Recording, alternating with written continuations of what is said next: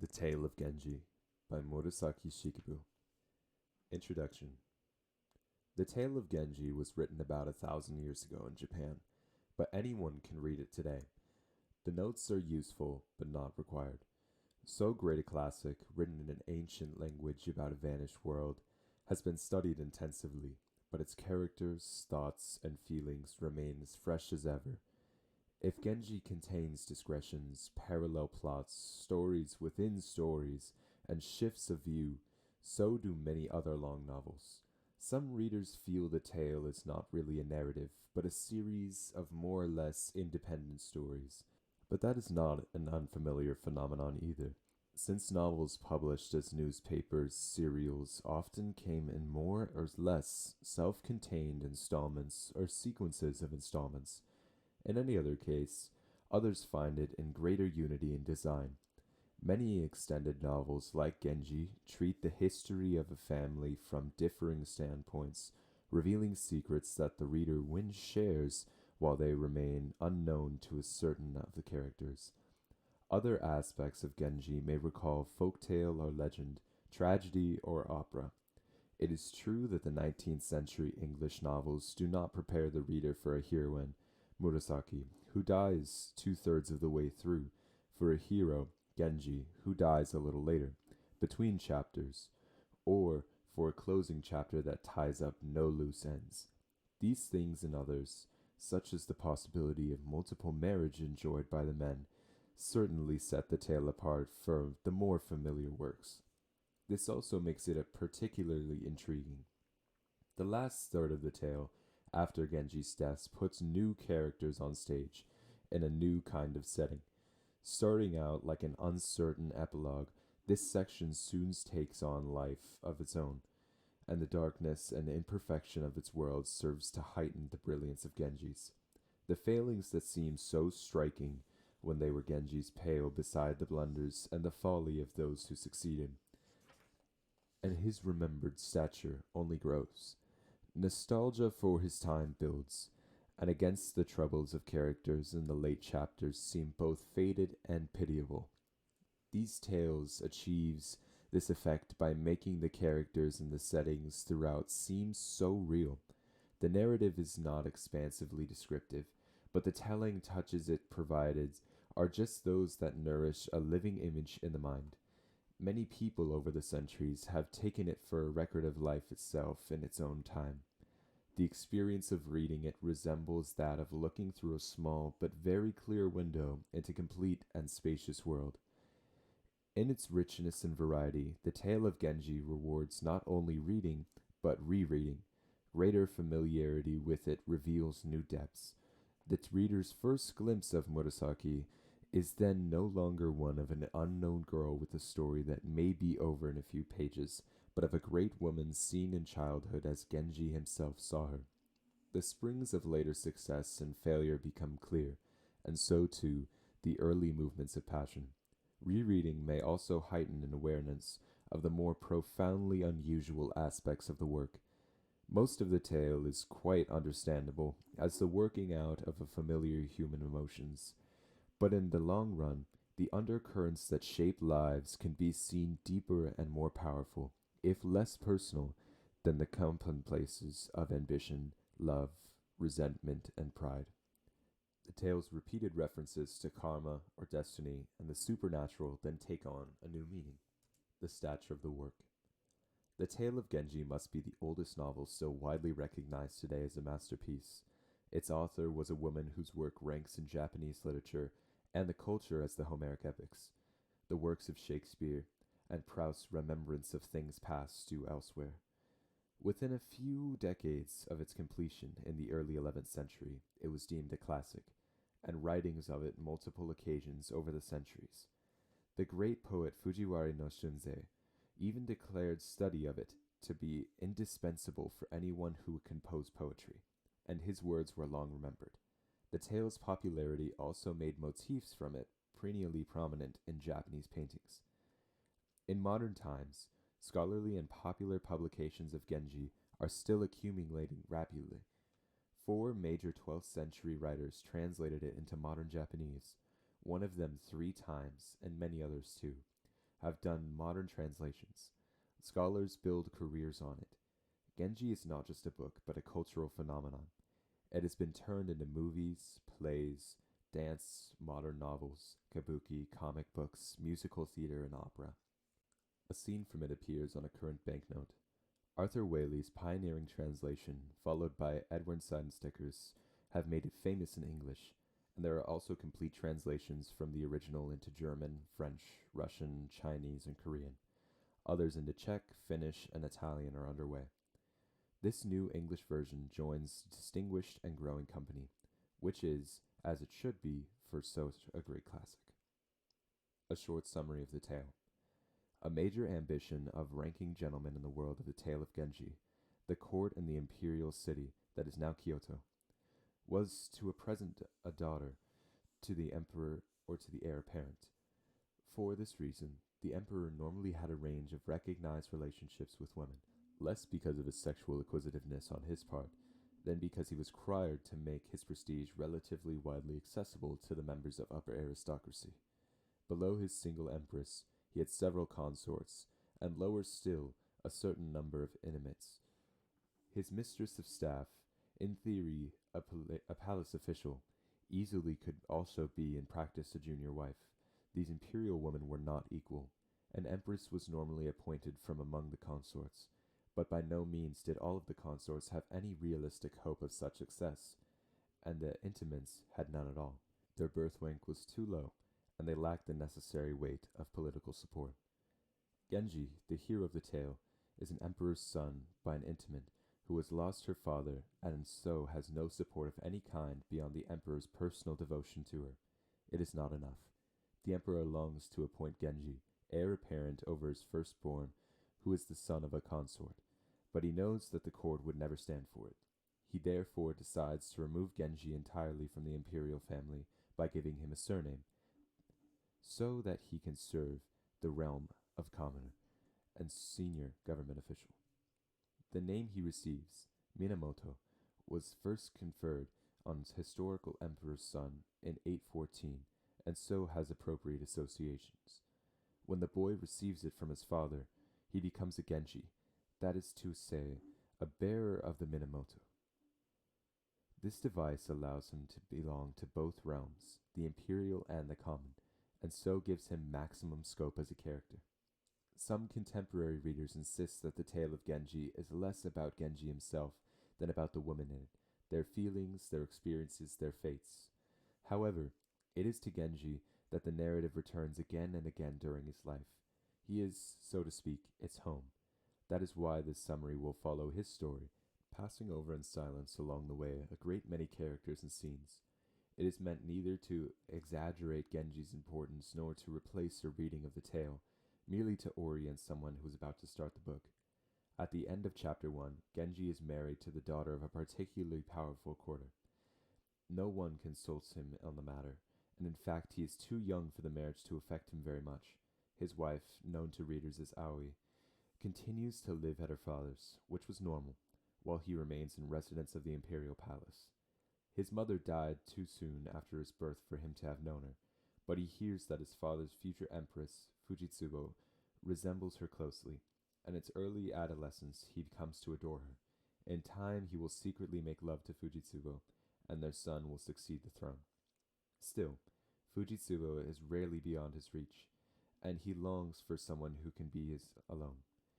He finds this special love in a little girl who looks just like her, Murasaki, who's Fujitsubo's niece, is about 10 when he first sees her. He brings her up personally, and when she is old enough, he marries her. She's the true great love of his life, and her death destroys him. In the meantime, however, he will have known many other women. As a boy, Genji seems to love Fujitsubo because people say she looks like his mother, and he is quite conscious of what draws him to her so uncannily to Murasaki. Much has been made of these substitutions. Some readers suggest that all of Genji's other women are equally stand-ins for his mother. However, the narrative up to the time of his death does not encourage that view. Fujitsubo dies in chapter 19, and vanishes from his reported thoughts after chapter 20. In chapter 2, the teenage Genji listens while 3 young men share the secrets of their love lives. This famous rating women on a rainy night conversation, which opens his eyes to wider possibilities.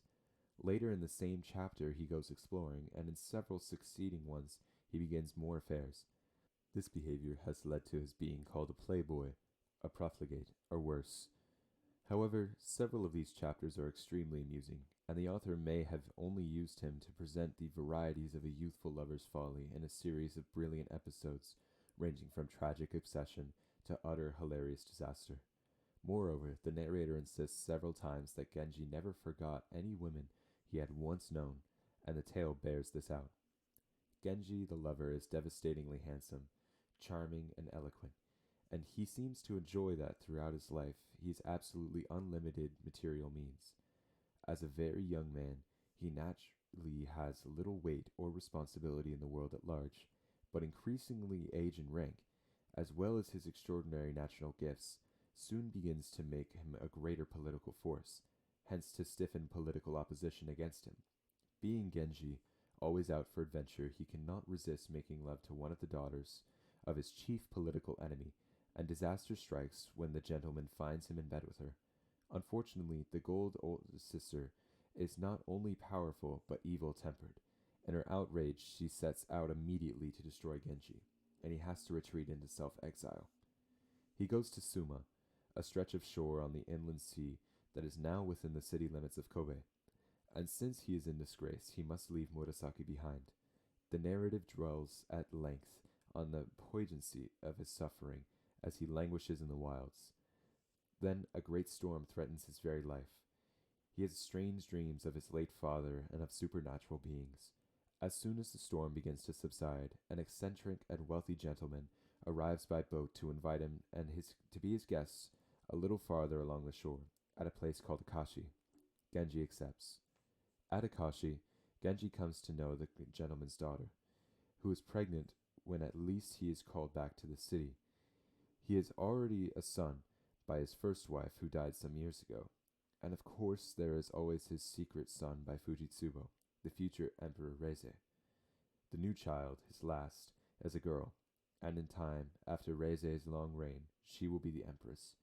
It is she who will lift Genji towards the supreme good fortune and ranking non-imperial noble, that of his being grandfather of an emperor. After his triumphant return from exile, Genji is above all a man, a power. Although still susceptible to the charms of certain women, he does not actually consummate any new affairs. He seems concerned mainly with beauty and prestige. Genji's only serious courtship between chapters 14 and 33 is addressed to a princess, whom he clearly has some sort of relationship, a very young man. It comes early, it does not last long, and it is a complete failure. Wondering why he tries at all, readers have suggested he is nostalgic for Fujitsubo. Perhaps his rapidly rising stature has reminded him that although he loves Murasaki deeply, she is not really worthy before the world of the figure he has become. By chapter 33, Genji has risen to extraordinary heights.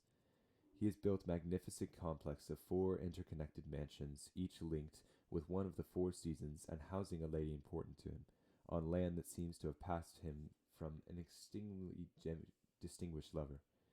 The Rokujo Haven. This is an incomparable Rokujo estate. More remarkably, the emperor, his secret son, has appointed him honorary retired emperor. There was no historical precedent for this step at the time of the tale. Genji now towers over his world. Then, in chapter 34, Genji responds to an appeal from his half-brother, retired Emperor Suzaku. And as an ineffectual young emperor, Suzaku was forced by his mother to persecute Genji and his allies. Now he's planning to renounce the world, and his favorite daughter is still very young and immature. He therefore wants Genji to look after her, in other words, to marry her. Genji agrees. Perhaps he hopes for a new, younger Murasaki, since this girl too is Fujitsubo's niece. However, she's also the great prize sought by the most ambitious young men of the court, and she has one thing that Murasaki lacks, the rank that would allow her to be a wife, even for an honorary retired emperor. Alas, this is all she has to offer, since otherwise she is a completely non-entity. Too late, Genji realizes that he has made a bad mistake.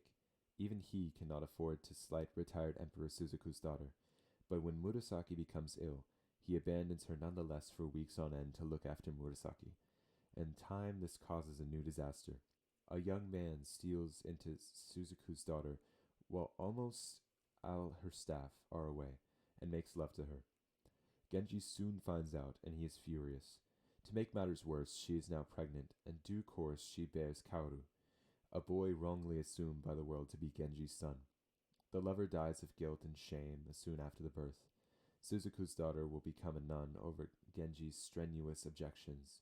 Meanwhile, Murasaki is still ill. Genji's new marriage has been a catastrophe. Murasaki dies 2 or 3 years later, in her early 40s. Genji then is in his early 50s, survives her as a mere shell of his former self. It appears that after the reader sees him for the last time, he leaves the world, retires to a temple, and dies within a year or two. The narrative is in the last third of the book.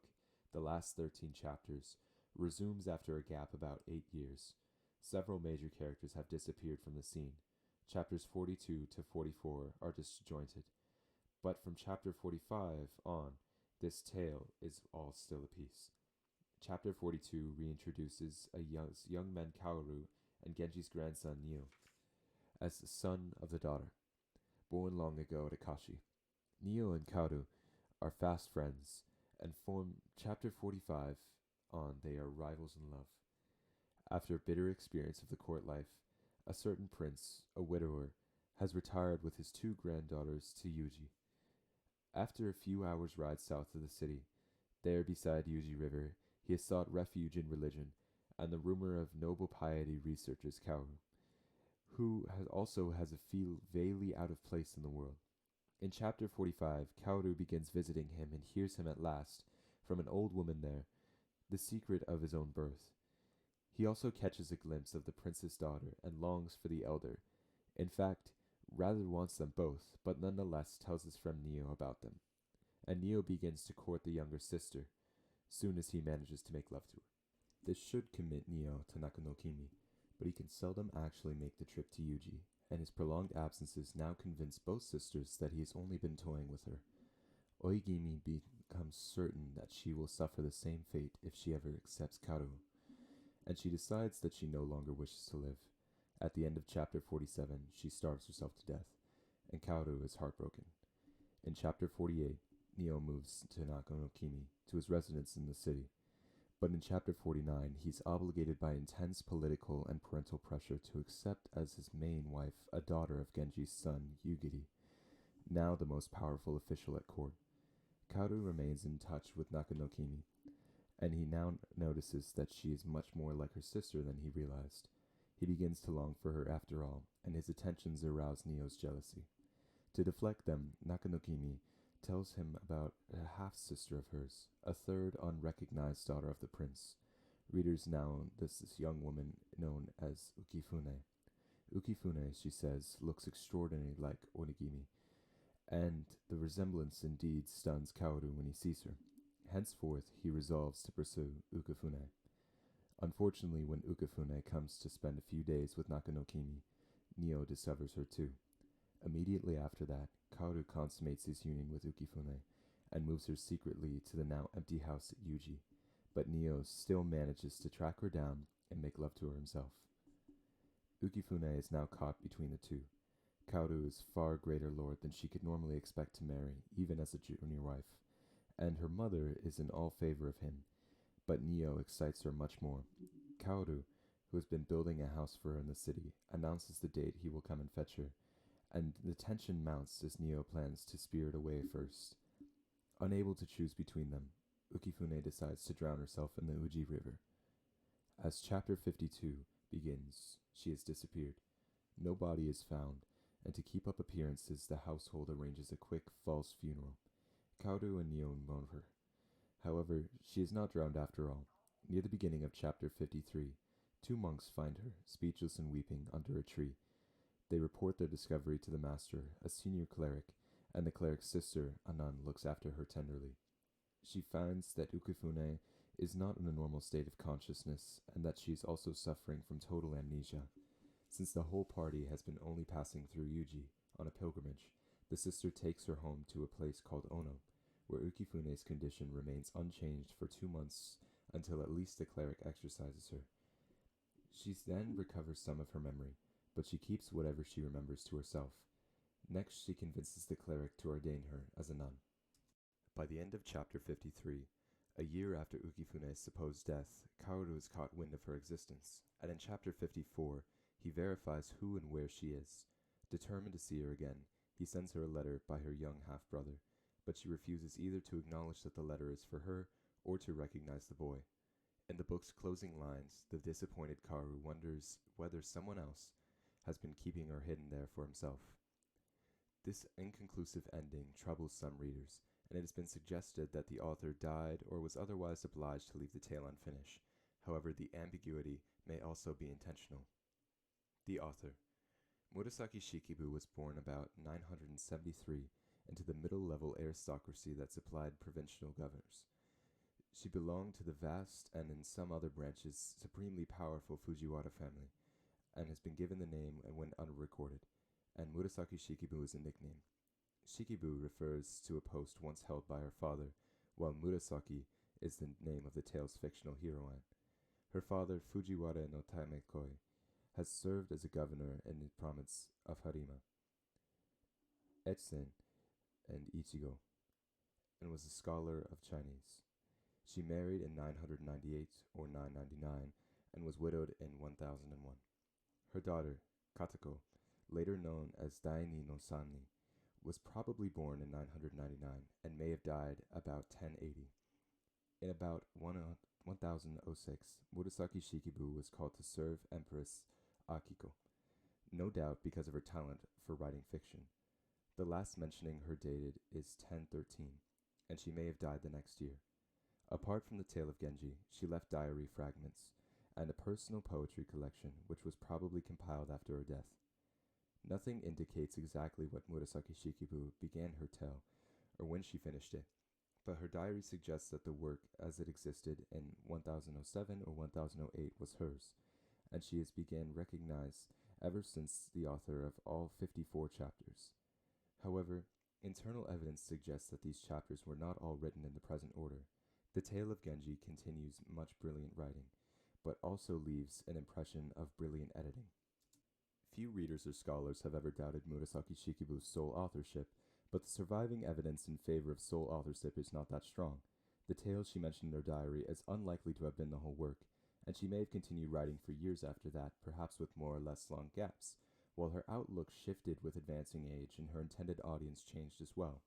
However, it is certain only that something like this present text existed in 1021, when a young girl returned from a distant province to the capital and received a complete copy of Genji from her aunt.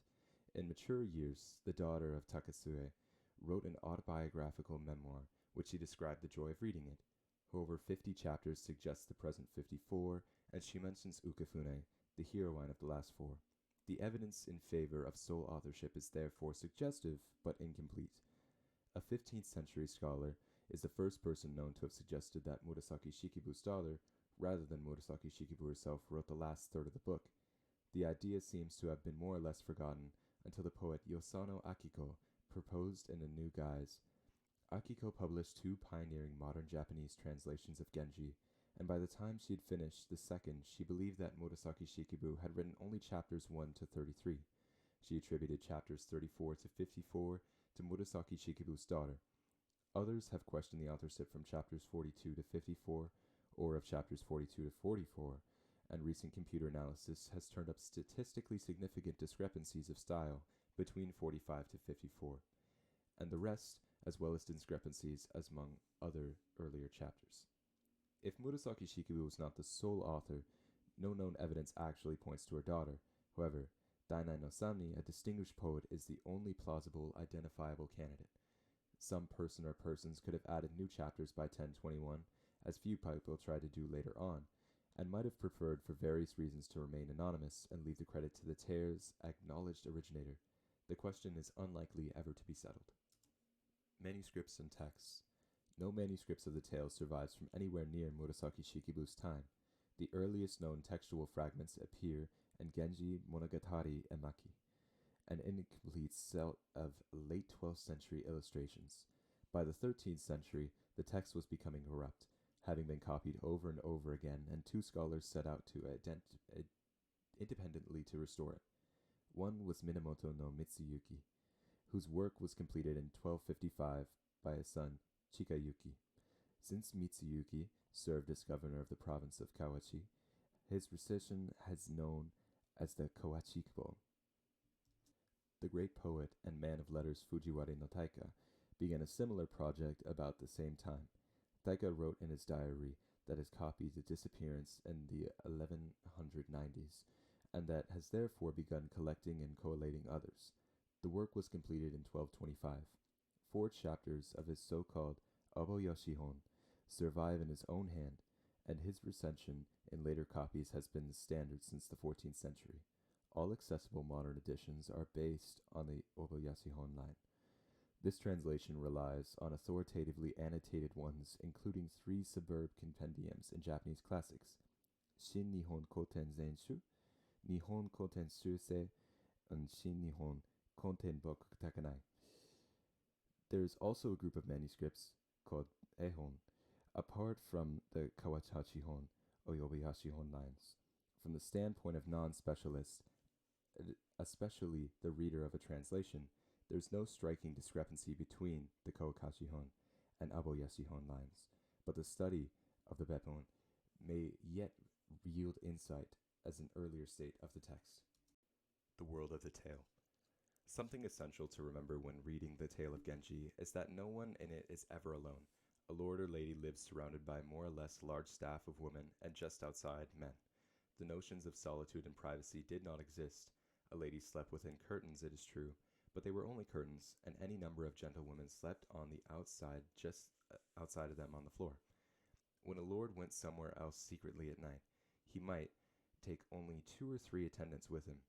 If he said anything privately to gentlewomen, he managed to do so in a room already containing a good many of them. Still, a lord or lady with no one but attendees or a household staff nearby was alone in a way, because in an important sense such people did not count. Relations between people of standing were what mattered, and these were not necessarily conducted face to face. Good manners maintained proper distance, which amounted to upholding the accepted social order.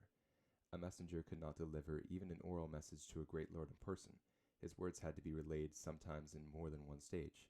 He might not even see the first intermediary, let alone hear the lord's voice. Domestic space divided by screens, curtains, blinds, and so on. Objectives hard more substantial than any way of speaking, similarly upheld distance and innovate late dignity. This is particularly striking in scenes of courtship. And many the man complains about having to talk to the woman through one of her gentlewomen. Of course, he cannot see her, and he may have no idea what she looks like. He will not normally see her, even if she speaks to him in her own voice. Even she will be set in another room, behind a blind and a curtain, and the curtain will remain even if she allows him into the room where she is. If he takes it upon himself to brush her curtain aside and go straight to her, he will by that gesture alone have claimed something close to final intimacy. Such fastidious manners do not suggest the atmosphere to blithe permissiveness that moralistic readers down the centuries, and quite close to our own time, have found in the tale. On the contrary, they are meant to defeat ironic spontaneity. The language is similarly reticent. You may, for example, in the stock literary word for sexual intercourse between lovers. Some readers have wondered whether the man and the woman in the tale ever actually do anything, since they seem to spend their nights merely chatting. But kataru, which substantially means actually refers to intimacies as well. The verb see can also be strongly expected. A man who sees or is seeing a woman is at least to some extent sharing his life with her. And Genji's having seen Utsume in a pitch-dark room means bluntly that he has possessed her. With all conventions of architecture, furnishing, and manners designed precisely to prevent a suitor and a visitor from seeing a woman, the effect of accidental glimpse could be devastating. In fiction, where the plot may hang on such a moment, kaimami is an understandably common motif. Of course, a man may also peer through a promising crack on purpose. Perhaps he should not, but at least in the tale the world might not go round so interestingly, if he refrained. In the language of the tale, Yononaka also means the relationship between a particular man and woman. As often elsewhere, this aspect of life was especially absorbing for women because they so depended on men for their place in the world. A woman only had refuge outside a stable relationship with a man. She could become a nun. This did not mean that she joined a convent, an established monastic community. Instead, she took a certain level of religious vows, had her hair cut short, wore plain, discreet colors, and stayed at home. This radical step was not taken lightly. A good many women in the tale become nuns this way. Among the men, Genji thinks constantly about leaving the world, and Kaoru after him, but neither one ever acts.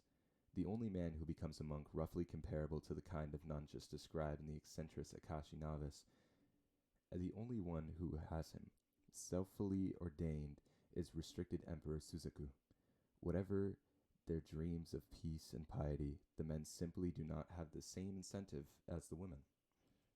In an ideal image that Japan adopted from China, the emperor faces south to survey his realm, flanked by his two ministers, the minister of the left and the minister of the right. That is why in history, as the world of the tale, the imperial palace compound is located in the north of the capital city, facing south, and why the residents of the nobility all face south as well. It also explains the government's bilateral symmetry. Many official organs had left and right components, and in the tale this division appears in the titles borne by their officers. The reader meets, for example, a chief left equerry and an aide of the right palace guards. In the early chapters, the same symmetry appears in the power struggle between the faction represented by the minister of the left and Genji, and that the minister of the right and his daughter, the mother of the heir apparent. The city was divided administratively into the left and right. Court music and dance, too, were divided into left and right repertoires, and contests, from wrestling to poetry, were divided into east and west sides. All officials were associated with a number rank, from 1 down to 9. These ranks were divided into full and junior levels, and the fourth rank and below, the full and junior levels were further subdivided into upper and lower grades. Numbered ranks are not prominent in the text, but the characters are acutely aware of them. The emperor stood above this numbered system. The narrator may call him without rank, or words to that effect, rather as something infinitely precious is beyond price. However, significant imperial offspring, both male and female, had their place on the ladder of rank. An example is the princess whom Genji marries. The degree to which Genji must honor her is soon a burden, and the burden becomes still heavier when she is promoted in rank. The emperor is not obliged to recognize all of his children, particularly those socially or politically insignificant mothers, but most of the imperial children prominent in the tale are recognized, except for Genji himself. They are princes and princesses. In this book, a prince is therefore an emperor's son, whom the emperor has formally acknowledged and appointed to a suitable rank. The same can be said of a princess. However, princess also covers an imperial granddaughter in the male line. For example, Tsutsumahana is a princess because she is the daughter of the Hitachi prince, whereas Aoi is not a princess, although her mother is one, because Aoi's father is a commoner. The personally daunting Aoi is very high standing, and her father is exceptionally powerful. Her weight in the world is incomparably greater than that of the pathetic Tsutsumahana, whose father is in any case dead. Nevertheless, Tsutsumahana carries an aura of imperial quality that has not come down to Aoi. So do other princesses in this tale, even ones as disadvantaged as Oegimi and Nakanokimi. Most of these princesses were first or second generation, inhabit a twilight zone between imperial prestige and what seems to have been regarded as sturdy commoner banality. A princess can seldom marry without marrying down, and that is reason enough that the princess should not marry at all. But as retired Emperor Suzaku observes in Spring Shoot's Eye, she may be dangerously vulnerable to the scandal if she does not. Her position is often unhappy. An emperor who does not appoint a son as a prince, but who nonetheless prefers to not consign him to oblivion, can give him a surname, which means he is a commoner. This is what Genji's father does for Genji. In English, Genji is often called Prince Genji, but the usage of the translation forbids that. Prince is a title formally conferred by an emperor on a son whom he wishes to recognize fully and to retain in the imperial family.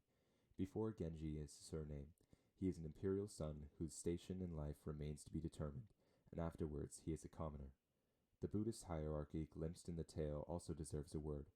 A ranking cleric is likely to be the brother of a distinguished official, a prince or princess, or even an emperor. Examples are Murasaki's great uncle, Tsutsune no Hanabra's, probably a cleric who exercises ukifune. The upper levels of the Buddhist hierarchy were often staffed by the sons of the highest aristocracy. Narration, courtesy, and names. The narrator of Genji is acutely aware of social rank and assumes the reader is too.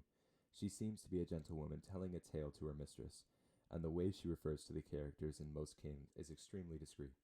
The rare personal name she mentions is that of an intimate male subordinate to a great lord or an occasional page girl. Normally she refers to a character by official or customary title, if any. Those who have one include court officials, male or female, and Buddhist clerics. Officials move from title to title in the narration as their careers progress. A gentlewoman is designated by her mishina, service name, which, in any case of the author itself, alludes to a government organ or associated with a male relative. Several gentlewomen in the tale therefore also have the same mishina. For example, Chujo and Jiujo. In this book, these mishina are transliterated rather than translated, so that in practice they look like names. Princesses as well as several princes are known by their number. For example, first princess, second princess, third princess, or third prince. Women without a title or a mishina may have no personal appellation at all to the narration. Aoi, Genji's first wife, in his example. Readers only call her Aoi for convenience. Murasaki, like Aoi, resembles a name, but the word actually starts out as a common noun alluding to Fujitsubo, and it does not refer regular to Murasaki until much later in the book. A great lady may also be designated by the place where she lives. Fujitsubo, for example, lives in the Fujitsubo, a pavilion in the palace compounded. Rokujo lives in Rokujo, and the normal designation for Murasaki in a large section of the work is Tai no Ue. Other female characters are identified as daughters. Oigimi, the traditional appellation of the elder Uji sister, simply means elder daughter. Nakonokimi means younger daughter. Keeping track of the characters easily in the original requires an almost instinctive grasp of its world, supported by the memory and by the discrete context and dependent clues that the narration provides. This is why readers long ago assigned the characters consistent designations after all. Most of the women are words from poems by them or addressed to them. An outstanding example among the men with their changing titles is Genji's oldest friend and colleague, Tono Chujo, an initial appointment and rises to the time lofty office of chancellor. However, this title, by which readers know him for convenience, means secretary captain. It is the one he has in chapter 2. Genji too goes by his changing titles. The word Genji hardly appears in the text. The translation follows the usage of the original in spirit, if not always in the letter. A character with an official or customary title keeps it, and such titles are translated. A woman who lacks such a title appears as she does not in the original, so that the women distinguished only by the occasional princess, daughter, his darling, and so on remain unnamed. To assist the reader, each chapter begins with a list of characters. Where necessary, a note provides a spot identification by customary appellation. Only these appellations appear in the notes. For the most exalted personages, the translation also adopts certain forms of address that acknowledge the social tie between the fictional narrator and the character, or among the characters themselves. Examples are His Excellency for a minister or chancellor, Her Highness for a princess, Her Majesty for an empress, and His Eminence for a retired emperor. Since the usage conveys recognition of community, use of the title proper may be exploited in English to convey distance.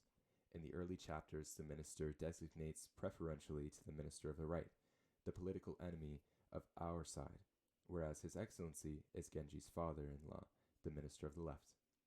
The only traditional name used throughout is that Genji himself, although his current title appears in direct speech or interior monologue. The term he addresses, reserved for him after his return for exile, is His Grace, strictly speaking. His Grace might correspond better to the title of Honorary Retired Emperor, which he receives only much later, but the unique prestige he comes immediately to enjoy justifies his liberty, which identifies him consistently to the reader while also acknowledging his supreme distinction. The feature of the original text has been retained to preserve the character and structure of the social world that the narrator belongs to life. The fictional narrator speaks from within this structure, and for her, good manners require conventional discretion. As a gentlewoman to a great lady, she of course stands high in the overall population of her time, counting from peasants up, but peasants and so on do not belong in her world. Hers is that of the court, in which she has a modest place. Her language must acknowledge that of this place, and it must also convey the way her characters would think and talk about each other if they were real. To put it another way, the absence of personal names from the narration is another distancing device that screens a lord or lady's persons from the outsider's gaze. The holder of an official title, man or woman, could properly be identified by that title, sometimes by residence, but by a personal name, even if recorded in genealogy was too private to use in speech. The way the narrator refers to people affirms less their individuality than their position in a complex of communally acknowledged relations that was absorbing interest to all. To give the characters invariant designations would be to therefore to shift the narrator's courtly stance toward the modern, egalitarian one. Sometimes it would also to be confused to a character with the reader, to make one character privy to another's intimate secrets, or even to make a character or the narrator herself speak with an offensive familiarity. Poetry. Happily, the strictures of formality still left room for another mode of communication, one outside the domain of the hierarchy marked language. This was poetry, then considered the noblest of all the arts. In poetry, people could address each other from the heart. Many early anecdotes tell how eloquent poem by someone of very low rank addressed to a superior gained the person's recognition as a fellow human being. All of Japan's early literature includes poems, and the tale of Genji contains 795. Readers down the centuries have often valued them even above the prose. In the word evoked by the tale, it was possible to speak or write a poem for oneself, but poetry was first all of a matter of social necessity. Courting required an exchange of poems, as did many other moments in life, and some distinctly inept, it was socially disadvantaged. People learned to write by copying poems, they acquired the language of poetry by memorizing a great many examples, and they confirmed what they knew by composing more themselves. Although many poems in the tale are spoken or written spontaneously, their spontaneity actually reflects a mastery of complex rules of diction, vocabulary, and form. Some poems achieved great heights of poignancy, passion, elegance, and wit. Among the characters in the tale of Genji, the best poet is said to be the lady from Akashi. The poems in question are called tanka, waka, or simply uta. Each consists of 5 subunits of 57577 syllables, for a total of 31. Tanka are usually written on one unbroken line. They have no rhyme, which would be too easy and too low in variety to be interesting, and no meter since the language does not lend itself to that either. The characters as poetry arises from a range of sophisticated devices, including wordplay, that make most of them extremely difficult to translate.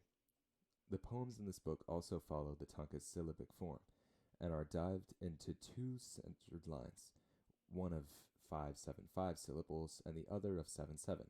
Syllabic count is, of course, not natural as a form of English, but it sets the language of poems often appropriately from that of prose. Observing it requires more words in transliteration than the polysyllabic original ready supplies, but the result suits poems integrated into prose narrative. However, the poems quoted in the notes do not follow this form, being translated for basic meaning only. The ones without author attributions are anonymous. Readers and reading in author's time. In Murasaki Shikibu's world, the men were all officials great or small. They studied philosophy, history, law, and so on in Chinese, learned to write the Chinese language, and also composed Chinese poetry. Chinese being the learned written formal language, its status was similar to that of Latin medieval Europe. They of course composed poetry in Japanese as well, but fiction was in principle beneath their dignity, since it was classified as worthless fantasy, an idea hardly unique to early Japan. Still, some clearly knew about the tale anyways, and once Genji became widely admired, it was men who most visibly championed its worth. Women were not supposed to study Chinese, but some did. Murasaki Shikibu wrote in her diary that she taught the empress to read Chinese poetry, although she had to do it in secret. Chinese was considered unladylike. The tales describe a scholar's daughter who taught her lover to write Chinese poetry and a gentlewoman who liked to fill her letters with Chinese characters, but some things were plainly not encouraged. A lady who could read Chinese advertised her knowledge at her peril. Prose fiction in phonetically written Japanese with few Chinese characters was therefore especially for women. In Genji, only women appeared to read or listen to tales. In chapter 25, Genji is talking to a young lady who has been copying out a tale for herself, while she launches into what is taken to be the author's own defensive fiction. He seems only to know a lot about tales, but he might claim, if asked, that he has only overheard them being read aloud to other people. A woman caught in strange or painful circumstance might comb tales for examples like her own, just as an emperor might review the formal histories of China and Japan in search of a precedent for his plight. But of course, a tale's unusual purpose was to entertain. A new tale in possession of an imperial wife might even make her company more attractive to a young emperor or heir apparent, and so give her, hence her family, an advantage over her rivals. Paintings play just that role in chapter 17. The tale of Genji does not mention anyone writing a tale, but in the picture contest, gentlewomen as well as professional artists paint illustrations for tales. A great lady like an empress would have owned copies of tales, but seems not to have read any of her own. Instead, she listened while a gentlewoman read a story aloud, exactly as in the case of Genji itself, and she herself looked upon the pictures. This has led to some talk of performance, merely supported by the written text. Seen this way, Genji might resemble a script intended to accommodate ad-libbing and improvisation, and no doubt some gentlewomen did that as well. However, others believe the tale to be primarily a literary work. Certainly, it was read silently from the start by lesser people fortunate enough to have access to a copy. The daughter of Takasue, for example, wrote that she shut herself in her room to read it day and night. Over the centuries, countless readers have done the same. Reading and the tale of Genji today. The women of the world for which Genji was written had households to run or lords and ladies to serve, and they could be busy with many tasks, duties, or pastimes. Still, the pace of life was slow. The tale is for readers who have time. Not only is it long, but it invites a degree of reader participation, a kind of active absorption that few contemporary novels demand. The narration is never in a hurry, and it follows interweaving indirect paths that may break off only for the reader to appear later, like a stream that sometimes flows underground. This may even have been more or less the way the intended audience, especially the most exalted among them, properly express themselves either in conversations or on paper. One young woman in the tale has decent looks and intelligence, but she talks at breakneck speed, and this alone makes her uncouth. Moreover, having just arrived from the country she does not understand, the courtly world she has so suddenly joined, and she has no conception of caution and decorum that she should inform her every gesture. She assumes that if she wants the honor of serving the emperor, she needs only ask, but she just makes a fool of herself instead. Occasionally comments by the narrator suggest that the height of distinction in a great lady's speech could be for her voice to die away before the end of her sentence, and that a letter written in ink now dark, now vanishingly pale, could be particularly elegant. One not only spoke softly and at a measured pace, one also nurtured ambition with understanding and well-placed silence. Moreover, the narration often juxtaposes elements and scenes rather than stating a connection between them, leaving it up to the reader to see and define the relationship between one thing and another. The moments are seen juxtaposed this way are not necessarily adjacent to each other. They come together, and if they do, only in the reader's mind, thanks to memory and association encouraged by repeated reading. The connection is seldom demonstrably intended because the narrator says nothing about it. Overlooking such possible links does not make the tale difficult to understand, but it may make it appear more episodic and fragmented than it actually is. Is Genji a series of loosely related stories, or does it have a larger narrative structure? The character of the narration makes it difficult to decide, and to some extent the tale is what the reader makes of it. Its resticencies and silences solicit an informed and engaged imagination. The tale is fiction in history. The tale of Genji has often been taken understandably for a sort of documentary on court life and in the author's name, but his hero is plainly fictional character. Scattered touches also suggest that the tale was actually conceived as a historical novel, and that Genji lived in the early 10th century, nearly 100 years before the author's time. For example, he's a master of the kin, a Chinese musical instrument prominent in the tale. Historical sources, however, show that the keen dropped sharply in popularity after the mid 10th century, and that by the author's time it was no longer played. Sure enough, when the aging Genji finds himself obliged to teach someone the keen, he complains that few people play it anymore. What really betrays the tale as fiction, however, is simply that it is more beautiful than life.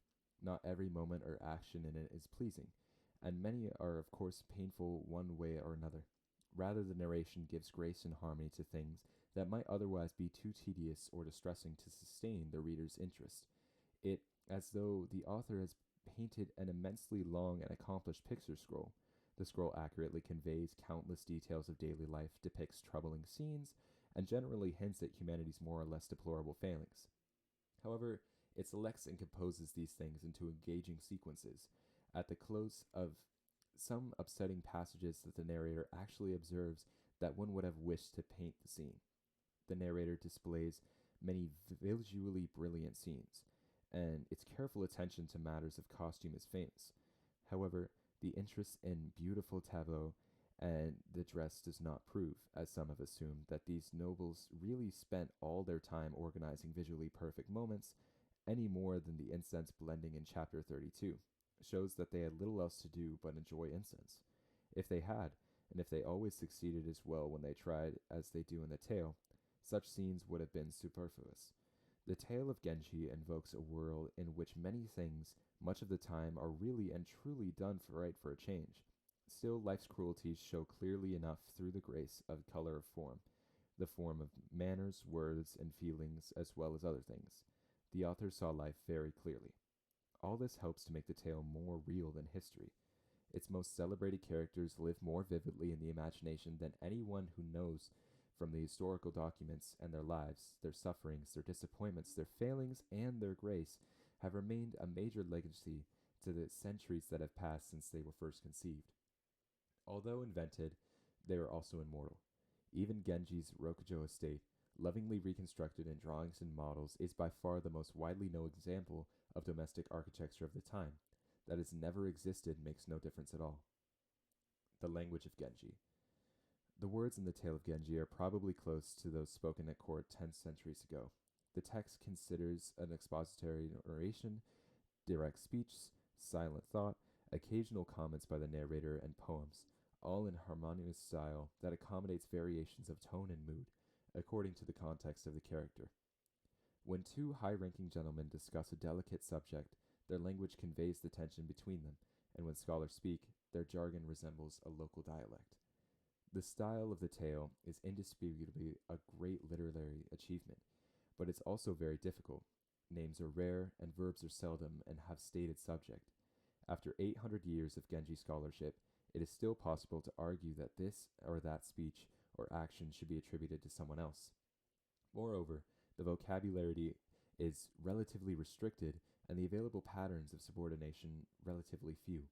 Neither of the resources of the language itself nor the requirements of discretion encourage clarity of expression, and one feels as though the author is pressing against the received constraints of her medium. Still, the original was undoubtedly clearer than it is now, and much of its famous elusiveness may be due to later readers' ignorance or reference idiom and telling turn of phrase. Three linguistic features of the original deserve special comment. These are the evenness of flow, the integral role played by in grammatical devices, and the indicate that speaker's social standing with respect to the person addressed or discussed, and a certain modal inflection of verbs in the narration. The original has a loving, smooth flow that cannot be conveyed in English, which resists such unstressed evenness word by word and sentence by sentence. However, one can still preserve the length of some of the tale's many long sentences, and at least follow the original in avoiding blunt statement that might snag the reader's attention on a solid mental object.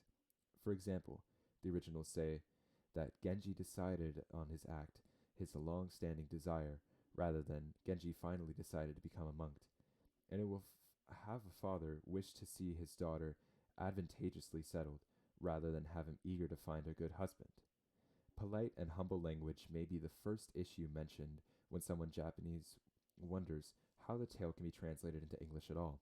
The modern Japanese language still makes it difficult to talk or about someone without defining one's standing vis-a-vis to that person. The other languages require similar linguistic acknowledgments of social relationship, but not so contemporary English, which offers relatively few means to achieve it. Appropriate diction and choice of vocabulary can make up difference a little, and so can added interjections like my lord or my lady, but an English translation cannot help sounding relatively informal. Certain verbal inflections in Genji and other literature of its time have become an issue in recent years. The chief of these is keri, which seems to indicate a verbal mode that brings the events narrated to the present. Some scholars, for whom this quality of presence or immediacy is crucial to the socio-political significance of women's literature, including Genji, hold that this translates such literature into English past tense is to remove it from its audience in time, and so to denature it completely. However, English lacks such a verbal mode of narrative immediacy, and translating it to present would not help, since the present is still a tense, not a mode, and is in any case difficult to sustain successfully throughout a long narration. In English, as in other related languages, a tale is normally told mainly in the past, and as a matter of naive reading experience, it is untrue the events told in this tense lose their immediacy for the reader or listener. The basic tense of narration in this translation is therefore in the past. However, most passages of interior monologue are in the first person present. Calculating time. A final matter concerns the months of the year and the ages of the characters. The text often identifies the numbered months in which the events take place, but these are lunar, not solar months, and they differ from the months of the modern calendar. A lunar month is roughly 6 weeks later than the solar month within the same number. For example, the first day of the first lunar month is not the first day of January in the middle of winter, but the first day of spring, mid-February. But the 15th century, scholars had worked out at least the approximate ages of most of these characters for each chapter, and these ages are given here according to the Japanese method of counting. In Japan, a child's first year is the calendar year of birth, and the child enters his or her second year with the new year. For example, a child born in the 12th month becomes 2 in the first month of the next year, so the age leaps ahead of the Western count. Genji's listed age of 17 in Chapter 2 means that he is in his 17th year, and that his age in English would normally be counted as 16. In other words, all given are 1 year greater than in English usage. The illustrations. The illustrations in the text are details redrawn by a contemporary artist from a wide range of medieval material, mainly painted scrolls, since nothing of the kind survives from the time of the tale of Genji itself. These choices are as close to the possible authentic depictions of objects and scenes in the tale. A few, for example, playing Go in Chapter 3, are from Genji, Monogatari, and Maki, the earliest known but unfortunately incomplete set of Genji illustrations.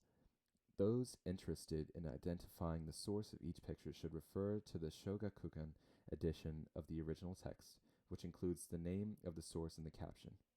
The figures of the slipcase are from a full-page book prints included in one of the many editions of the Kojitsu Soso, a collection of texts and illustrates material on ceremonies, properties, costumes, and so associations with Japan's court and warrior aristocracies. The particular editions dates from the first years of the 12th century. 2 are from a section illustrating Heian court costume. The third, from a section of the Bokugo dances, showed a masked dancer performing Ryo, the warrior king. Okay, so that was just the intro. We have not gotten to the actual story yet. I think I'm going to do a little bit of commentary after each chapter. Feel free to skip ahead to the next one if you like. It's just me yapping. So I was reading this book. I would need to find the name of it. I'll probably put it in the description as a link. But I was reading this book. It's about 100 pages long, and it's pretty much what I just read to you, but in more detail. And I've read the first couple chapters of Genji before I decided to make the audiobook. And I definitely found that it was a lot more helpful in understanding what is going on in the book, I'd say. So yeah, I'll definitely post that in the description. And this is a pretty good overview of kind of what we're going to be experiencing throughout the story. I might give breaks. I don't know if I'm going to read because in the book, they give you like little numbers next to certain stuff that gives you the alliterations on the bottom of the page. I don't know if I'm going to read all of those. I'm also probably not going to describe the pictures that are in this book because there are a certain number of illustrations throughout the chapter.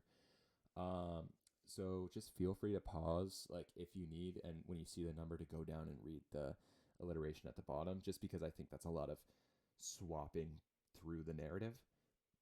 But yeah, so this is just the intro. The next video is going to be starting the book.